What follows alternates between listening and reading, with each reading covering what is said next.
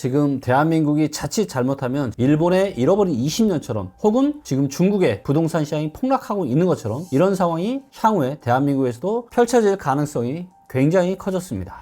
안녕하세요. 반갑습니다. 리치고의 김규현입니다. 대한민국에서 아주 조용한 전쟁이 지금 일어나고 있습니다. 앞으로 어떻게든 되겠지, 경기 침체 온다고 하면서 막상 안 오니까 경기 침체에 대해서 굉장히 무던해진 분들이 상당히 많이 있는 것 같습니다. 더군다나 지금 이제 미국의 주가나 한국의 주가, 특히 이제 한국의 주가가 엄청나게 지금 치솟으면서 많은 분들이 야, 이대로 4천이 아니라 이제 5천, 6천 정도 종합주가지수가 오를 수 있다, 이렇게 이야기를 하고 있는데요. 그런데 이런 무던함이 일본에서 경기 침체가 오기 전에 사람들의 분위기였습니다. 10월 26일 날 한국은행에서 보고서가 하나 발간이 됐습니다. 막연한 희망을 가지면 안 되는 이유, 그리고 일본의 잃어버린 20년처럼 될 수 있다, 이런 경고를 날렸는데요. 정부를 믿고 건설 부양에 의존하다가 일본처럼 20년 장기 침체 늪에 빠질 수도 있다, 이런 이야기고요. 오늘 영상에서는요, 세 가지를 말씀드리도록 하겠습니다. 자, 일본 국민들이 경기 침체에 빠지게 된 이유와 현재 우리나라 상황이 비슷한 이유에 대해서 말씀을 드릴 거고요. 그리고 두 번째는 한국은행이 왜 하필이면 지금 시점에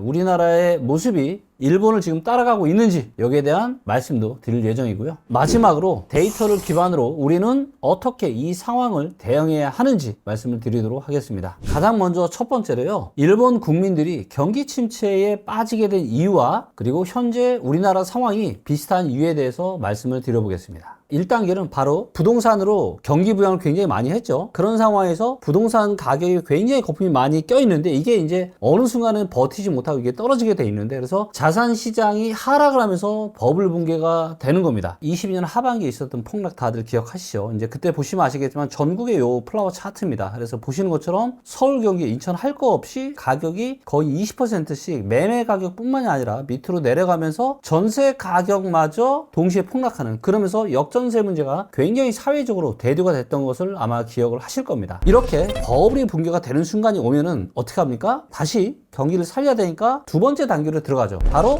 정부가 개입을 해서 건설에, 부동산 시장에 투자를 하고 주택 시장을 부양을 하게 됩니다. 그러면서 시장이 약간 돌아설 수는 있어요. 그런데 문제는 뭐냐? 바로 세 번째 단계입니다. 정부의 부채가 폭증을 하는 거죠. 왜냐하면 또 빚내서 집을 사니까. 그러면서 가계부채가 누적이 되면서 소비가 위축이 되는 상황이 나오게 됩니다. 아마 다들 느끼시지만 대한민국의 분위기랑 뭔가 비슷한데 아마 이런 느낌을 받고 계실 겁니다. 네 번째가 뭐냐? 빚만 남고 자산은 무너진 장기 침체로 악순환을 반복하게 되는 겁니다. 일본 같은 경우는 1990년대 초반부터 자산 가격이 하락하면서 버블이 붕괴했죠. 그러면서 어떻게든 부동산 경기를 띄우려고 했지만 그로 인해서 잃어버린 20년이 발생을 하게 됐고요. 중국 같은 경우도요, 부동산 시장으로 얼마나 수없이 많은 버블을 키워냈습니까? 그래서 중국에 부동산 투자했다 하면 뭐 난리 났죠. 바로 얼마 전에 대한민국의 이런 분위기처럼 중국도 한 4, 5년 전까지는 정말로 분위기가 좋았습니다. 그래서 지금의 한국 상황은요, 일본의 자산 가격이 하락하는 이 초입, 그리고 중국이 자산 가격이 하락하는 이 초입과 아주 유사한 상황이다, 이렇게 보시면 될 것 같습니다. 그러면 한국은행이 왜 하필 지금 우리나라의 모습이 일본을 따라가고 있냐, 이런 이야기를 했는지에 대해서 말씀을 드려보도록 하겠습니다. 자, 뉴스원에서 나온 기사고요. 건설 부양의 유혹, 장기 침체 부른다. 한국은행에서 일본 사례로 지금 경고를 했다, 이런 이야기입니다. 23년과 24년에 부동산 시장을 다시 상승으로 돌아서게 만든 특례, 보금자리론, 신생아 특례론, 이런 걸로 경기 부양을 했지만, 그래서 잠깐은 부동산 시장이 살아나는 것처럼 보였지만 결국은 어떻게 됐어요? 재정부채와 가계부채가 급증을 하면서 나중에는 이제 어떻게 되는 거예요? 엄청난 자산시장에 폭락이 올 수 있다, 이런 경고를 한 것입니다. 그래서 이제 이딜리에서 지금 나온 소식인데요. 이창용 한국은행 총재께서 뭐라고 이야기를 했냐? 가계부채 안 늘리겠다는 메시지를 정확하게 지금 줘야 된다라고 지금 이야기를 하고 있습니다. 한국의 지금 가계부채 문제가 상당히 지금 심각한 국면에 있다라고 이야기를 하고 있는 것입니다.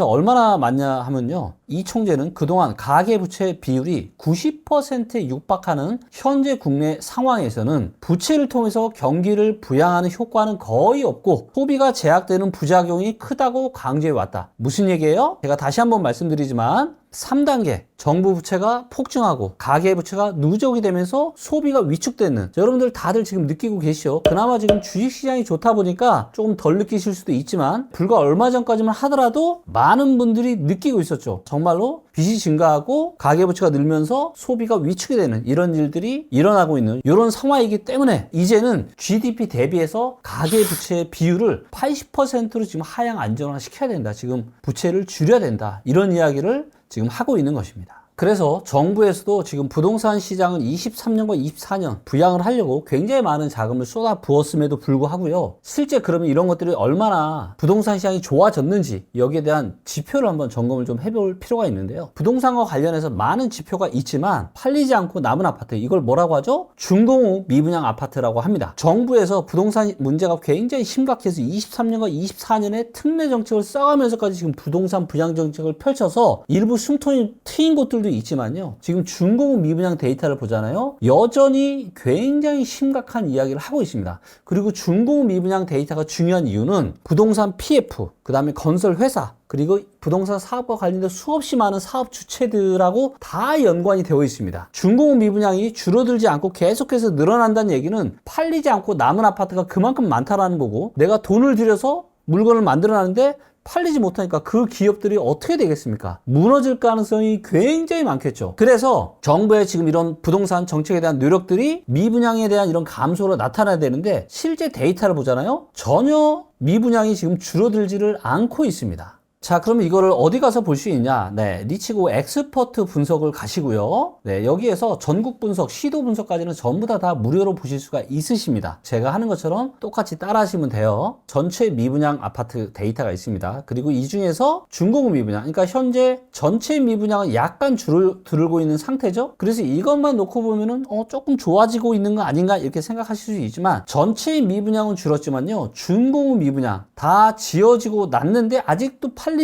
않은 아파트는요, 금리위기 요때 터졌을 때 요때 이후로 가장 많습니다. 그러니까 이때는 경기 침체가 오면서 순식간에 늘어났지만 지금은 그런 상황이 아니잖아요. 주식시장 상황도 굉장히 좋고, 제가 방송에서 눈을 말씀드렸잖아요. 이재명 정부의 방향성은 명확하다. 이제는 부동산 시장 진정시키고 과열된 서울과 서울 인근의 수도권 부동산 시장을 진정시키고 금융시장, 즉 주식시장을 부양시키겠다. 그러면서 주식시장이 이렇게 달아 올랐음에도 불구하고요, 지금 보시는 것처럼 중공업 미분양은 전혀 지금 줄어들지를 않고 있습니다. 또 하나 정말로 놀라운 사실이 있습니다. 대한민국 부동산 시장 중에서 가장 뜨거웠던 데가 어디죠? 최근 2년 동안 가장 뜨거웠던 지역이요, 서울입니다. 서울에는 미분양 아파트가 있어야 될까요? 없어야 될까요? 당연히 적어야 되겠죠. 아니면 줄어들었어야 되겠죠. 그런데 현실은요, 보시면 여기 이제 시도 분석 들어가서 서울을 보시면 되는데, 자, 미분양이 어떻죠? 계속해서 올라오고 있죠? 아니, 부동산 시장이 그렇게 뜨겁고 좋다고 하는데 미분양이 계속 증가를 해서요, 지금 1100채가 지금 넘어섰습니다. 미분양이 계속 증가하고 있는데 중공업 미분양 데이터를 한번 보도록 하겠습니다. 773채로 보시는 것처럼 계속해서 증가하고 있고 지금 10년 넘게 만에 처음으로 빨간불이 들어왔습니다. 그럼 지금 1100채 중에 770채니까 거의 70%가 중공업 미분양. 맞아요. 70%가 중공업 미분양인 거죠. 다 지어졌는데도 팔리지 않은 아파트인 겁니다. 이렇게 서울의 공급 부족이다라고 하고 그렇게 과열이다라고 그렇게 이야기를 했는데 중공업 미분양 아파트가 거의 한 13년 만에 빨간불이 들어왔고 전체 미분양의 70% 정도라는 거죠. 중공업 미분양 아파트를 갖고 있는 사업 주체라고 한번 생각을 해보십시오. 지금 내가 아파트 지으려고 공사비, 인건비, 홍보비 이 모든 돈들을 내가 다 쏟아부어서 아파트를 지어놨는데 분양이 안 되니까 돈이 하나도 들어오지 않는 겁니다. 그럼 어떻게 되는 거예요? 부동산 PF 문제 발생할 수 있는 거죠. 문제가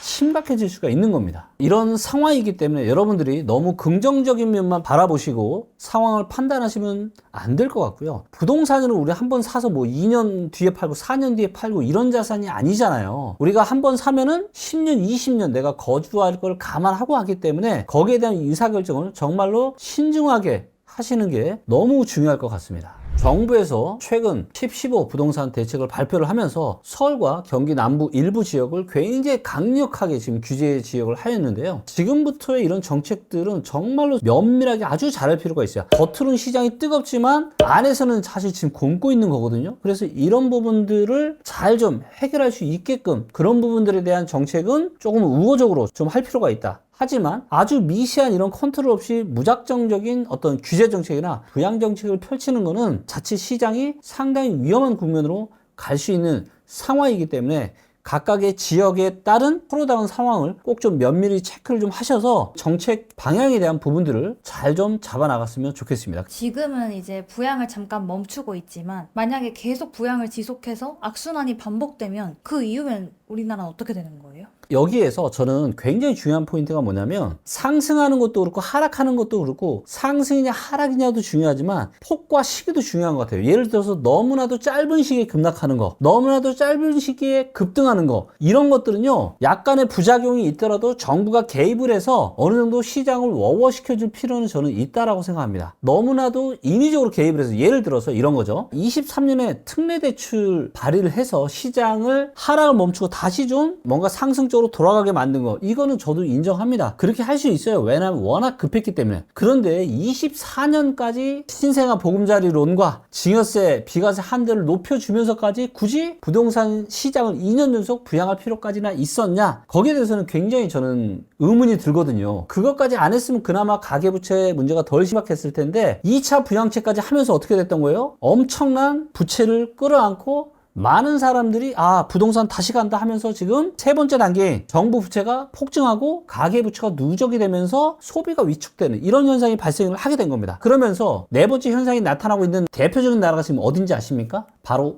중국입니다. 중국 상해에 제 지인이 있는데요. 한 23년, 그때가 중국 부동산이 한 20에서 30% 정도 떨어질 때였을 거거든요. 그래서 지금 정도면 바닥이겠지 라고 하면서 그때 매수에 나섰던 사람들이 꽤 있었다고 합니다. 지금은요 50%에서 많게는 지금 70%까지 폭락을 했다고 합니다. 가격을 계속 낮춰서 나는 팔겠다라고 할 정도로 이런 사람까지 지금 나타나고 있다라는 거예요. 중국 상해면은 서울도 워낙 큰 도시긴 하지만 중국 상해는요 서울하고는 비교도 안 될 정도로 정말 엄청난 메가시티입니다. 거기에 부동산 가격이 강남보다 정말 훨씬 더 비싸잖아요. 자, 그런데 지금 강남에 고가 아파트 팔잖아요. 여러분들 지금 중국 상해 가면은 두 채, 세 채 살 수 있습니다. 지금 10억대만 해도 그 중국 상해의 핵심 지역의 아파트 가격이 그만큼 지금 떨어졌다라는 거예요. 한국도 이런 단계가 올 수 있다라는 겁니다. 빚만 남고 자산은 무너진 이런 장기 침체, 악순환에 빠질 수 있는 가능성이 있다라는 겁니다. 그래서 23년과 24년에는 그렇게 부양 정책을 펼치면서 부동산 사라고 이렇게 어떻게 보면 정부가 부추긴 거죠. 그런데 정권이 바뀌면서 갑자기 스탠스가 지금 달라졌잖아요. 그러면서 이렇게 세 번의 규제 정책을 펼쳐내면서 지금 10.15 부동산 대책 이후로는 정말로 어떻게 보면 그냥 시장 완전히 그냥 그대로 멈춰라, 그냥 완전 얼어버린 거예요. 거래도 할 수 없고. 자, 이런 상황에서 그럼 과연 나는 어떻게 해야 되느냐, 굉장히 많은 분들이 머릿속에 의문이 드실 겁니다. 자, 지금은 금가격이 잠깐 주춤을 하고 있지만 그래도 연초 대비에 금가격도 정말 많이 올랐고, 그리고 환율도 꾸준히 우상해서 어느덧 지금 뭐 1420원, 30원, 40원 이 정도 지금 왔다 갔다 하고 있죠. 그리고 주식시장이 그 어떤 시장보다 지금 굉장히 뜨겁게 달아오르고 있는 이런 상황인데요. 그렇기 때문에 이런 상황에서는 자산을, 내 돈을 지키기 위한 이런 투자를 준비해야 된다라고 생각을 합니다. 그러면 자산을 어떻게 배분하는 게 좋을까요? 포트폴리오를 짜라고 하잖아요. 제가 누누이 말씀드리지만 여러분들 제 영상을 오랫동안 보신 분들이라고 하시면은 제가 2, 3년 전부터 꾸준하게 했던 여기에 투자했으면 좋겠다는 걸 아마 기억을 하고 계실 겁니다. 거기가 어디죠? 달러와 금입니다. 그래서 제가 일정 자산을 달러와 금에 투자하는 게 아주 좋을 수 있다라고 제가 말씀을 드렸었는데 최근에 진짜 금 가격이 굉장히 많이 상승을 했죠. 자, 먼저 환율을 말씀드리도록 하겠습니다. 자, 보시는 것처럼 환율이 지금은 꾸준하게 지금 우상향을 지금 하고 있습니다. 그래서 지금 촬영 이 시간에 이제 1426원 정도 하고 있는데요. 그래서 일정 자산은 이렇게 꾸준하게 우상향하고 있는 미국 달러의 일정 부분을 가져가시는 게 좋을 것 같고요. 이러면서 동시에 뭘 하시는 게 좋으냐? 금의 일정 부분을 또 가져가시는 게 좋을 것 같습니다. 최근에 좀 내리긴 했지만 10월 달에도 여전히 아직도 플러스인 상태입니다. 금 가격이 왜 이렇게 올라가는지에 대해서 여러분들이 이해를 좀 하셔야 되는데요. 그리고 왜 제가 2, 3년 전부터 금을 제가 추천을 많이 드렸냐면 각국의 지금 부채 문제가 굉장히 심각하잖아요. 그 얘기는 무슨 얘기예요? 종이돈에 대한 이런 신뢰가 계속해서 줄어들 수밖에 없다라는 겁니다. 그럼 뭐예요? 진짜 돈, 수천 년 동안 진짜 돈의 역할을 해왔던 게 뭐죠? 바로 금입니다. 그래서 금이 계속 올라갑니다. 그리고 지금은 저는 여전히 경기 침체에 대한 우려가 상당히 저는 많은 시기라고 봅니다. 물론 너무나도 지금은 특이한 세상이기 때문에 그렇게 되지 않을 수도 있어요. 하지만 우리가 이걸 나눠서 생각을 해보죠. 경기 침체가 터진다의 하나, 경기 침체가 터지지 않는다. 둘 중에 하나죠. 경기 침체가 터지지 않게 하려는 방법은 뭐밖에 없어요? 실물 경제가 어렵지만 끊임없이 주식시장의 유동성을 불어넣어서 주식시장을 좋게 만들 겁니다. 유동성을 푼다는 얘기는 뭐예요? 돈의 가치가 더 떨어지는 겁니다. 그러면 금 가격이 올라갈까요? 떨어질까요? 금 가격이 올라갈 가능성이 아주 높을 겁니다. 달러를 사서요. 달러를 가지고 GLD라고 하는 금 ETF를 사는 게 아주 좋은 헤징 방법입니다. 달러의 상승에도 투자를 하면서 동시에 금가격 상승에서도 투자할 수 있는 방법이고요. 두 번째 시나리오는 경기 침체가 생길 수 있는 겁니다. 경기 침체가 생기면 어떻게 될까요? 금가격은 어떻게 될까요? 과거에 경기 침체가 발생했을 때를 보면 금가격이 대략 한 15에서 20%, 많게는 25% 정도 하락을 했습니다. 그래서 한 20% 전후로 금가격이 하락을 하는데 경기 침체가 오면 대신에 뭐가 올라가요? 바로 달러가 상승을 합니다. 금이 떨어지는 것만큼을 달러 상승이 이거를 보완할 수 있는 겁니다. 그리고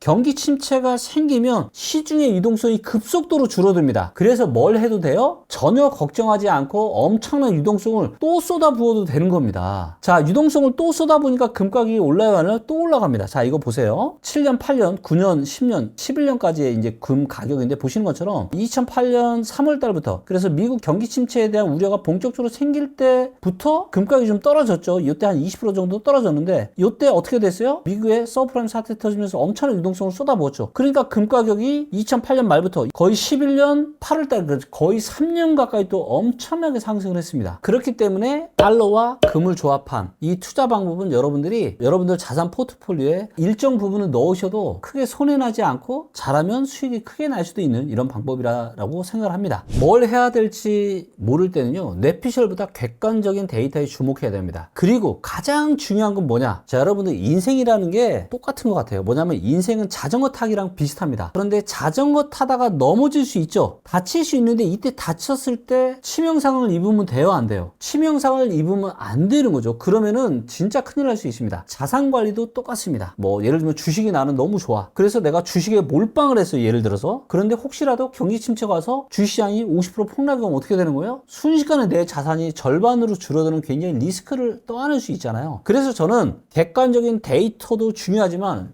어떤 생각을 제가 항상 하느냐, 혹시라도 내 의사결정, 내가 전망하는 게 잘못될 경우, 반대로 갔을 경우, 그럴 경우에도 치명타를 입지 않을지를 저는 항상 고민을 합니다. 그래서 제가 달러와 금투자 조합도 그런 생각을 해요. 혹시라도 내가 판단 잘못했을 때도 그래도 괜찮을지, 그래도 저는 투자점은 괜찮거든요. 가장 중요한 거는 뭐냐, 여러분들이 돈 많이 버는 거 좋아요. 하지만 언제든 시장 상황은 바뀔 수가 있습니다. 지금처럼 좋다가도 갑자기 찬바람 쌩쌩 불 수 있거든요. 내 판단이 잘못됐을 때에도 크게 문제가 없을 정도, 치명타를 입지 않을 정도로 하시는 게 너무 중요할 것 같습니다. 저희 리치고 TV는 앞으로도 특정 의견이나 자산에 치우치지 않고 여러분들이 데이터에 근거해서 정확하고 올바른 판단을 하실 수 있고, 그리고 적절한 포트폴리오 구성을 통해서 내 자산을 끊임없이 키워갈 수 있게 도움이 되는 채널이 되도록 노력하겠습니다. 감사합니다.